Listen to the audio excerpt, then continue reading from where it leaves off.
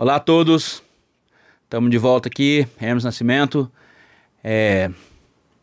De sempre agradecer a galera que tem curtido aí, que tem compartilhado, se inscrito, comentado, mandado mensagem para mim, dando um feedback sobre os vídeos. Valeu demais.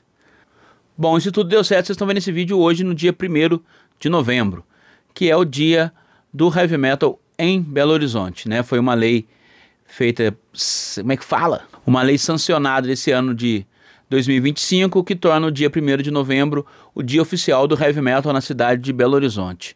Né? Essa data foi escolhida porque em novembro de 86 o Sepultura lançou seu primeiro disco oficial, né? O seu primeiro long play, seu primeiro full, que é o Morbid Visions. Então, para homenagear essa data, eu resolvi fazer esse vídeo falando de 5 bandas de metal de Belo Horizonte. Antes de começar a falar, quero falar duas coisas. A primeira é agradecer ao meu amigo Marquinho, o Marco Souza, que deu a ideia de fazer um vídeo sobre as bandas de BH e acabou coincidindo a ideia dele com essa data, então não tinha oportunidade melhor para fazer. E a segunda coisa é que nesse vídeo eu não vou falar de duas grandes bandas, que é o Sepultura e o Sarcófago. Eu acho que já tem bastante material sobre essas duas bandas. Pretendo até depois fazer um material separado, mas papo para outro vídeo. Então vamos lá, 5 bandas. Procurei colocar em ordem cronológica, da mais antiga para mais recente. Então a gente vai começar com a primeira, que talvez seja a mais antiga de todas, que é o Overdose.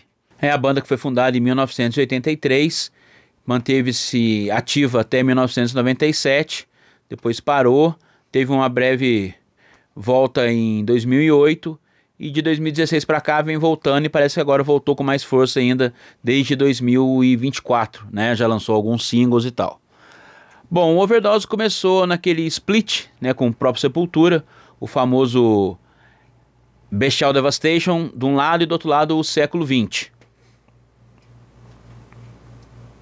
Overdose no começo de carreira era uma banda que cantava em português e tinha um som mais calcado no metal tradicional, até alguma coisa de power metal. E depois com o tempo acabou mudando o som para algo mais próximo do thrash metal, até chegar num som mais próximo do groove, né, com batucada e todas essas coisas que Overdose merece ser reconhecido como um pioneiro na inserção desses elementos no metal. Além desse split com Sepultura, a banda lançou mais 6 discos de estúdio.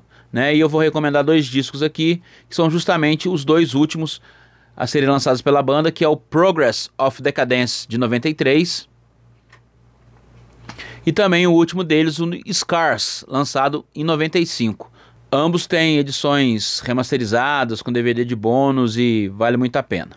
Bom, a segunda banda que eu vou falar é o Witchhammer, né, a banda fundada em Belo Horizonte, em 1986, e assim como a Overdose, ela teve uma pausa nas suas... encerramento, pode dizer, nas suas atividades em 95 e depois retornou aí no começo do século 21. Para quem não conhece a banda, o Witchhammer é uma banda que tem um som mais calcado no thrash metal, né? Com alguns experimentalismos e algumas inovações. A banda lançou 4 discos de estúdio e também participou daquela coletânea Warfare Noise 2, lançada pelo selo muito importante para a cena de Belo Horizonte e para a cena nacional e mundial, que é a Cogumelo Records. E as minhas 2 recomendações de discos do Witchhammer é o Mirror My Mirror, de 1990, e o Ode to Death, de 2006.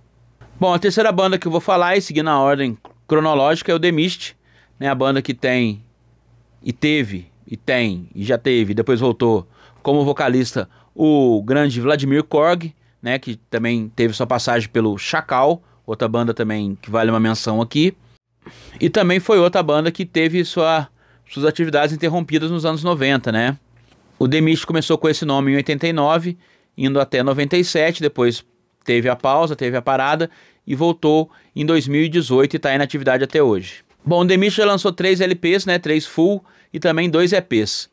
E agora em novembro desse ano de 2025 vai lançar um novo disco, que é o Dark Side of the Soul.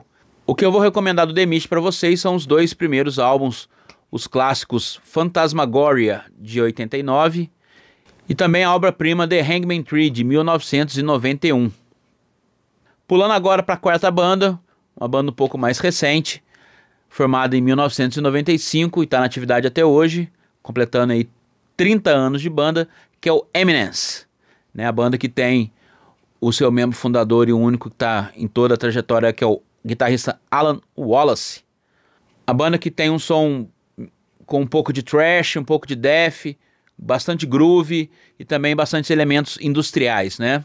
O Eminence até hoje lançou 5 álbuns e 3 EPs. E o que eu vou recomendar são justamente os 2 últimos, assim como eu fiz com Overdose, que é o The Stalker, de 2013, e um disco que eu ouvi bastante na época da pandemia, que é o Dark Echoes, de 2021. Já fiz vídeo usando a camiseta desse disco, inclusive. Comentário merda. Bom, e o caçulinha da minha lista é a banda formada em 2014, o Pesta, né? A banda que tem um som mais doom metal e também um pouco de stoner, né? Foge um pouco da escola tradicional do metal belo-horizontino. A banda já lançou nesse tempo aí 3 discos e um EP. E o que eu vou recomendar do Pesta é o Faith, Bath and Blood, o segundo álbum lançado em 2019, e o disco que saiu mês passado, agora em outubro, que é o The Craft of Pain. Bom, vou deixar uma playlist aí com esses discos que eu recomendei, né, os que estão disponíveis aí no Spotify, pra galera conhecer e tal. Procurei ser um pouco mais direto, porque cada banda aqui tem uma história muito grande, então eu achei mais legal falar da banda e falar do disco, pra galera conhecer mesmo e celebrar essa data importante aí para o metal mineiro, brasileiro e, quiçá, mundial. Beleza? Não esquece aí de deixar o like. Tio Jim não é mineiro, mas tá pedindo esse like pra vocês, certo? Quero novamente agradecer a todo mundo aí que tem acompanhado. Muito obrigado. Obrigado a todas essas bandas aí do metal mineiro, todas essas bandas do metal nacional. E é isso aí. Valeu. É nóis. Viva BH.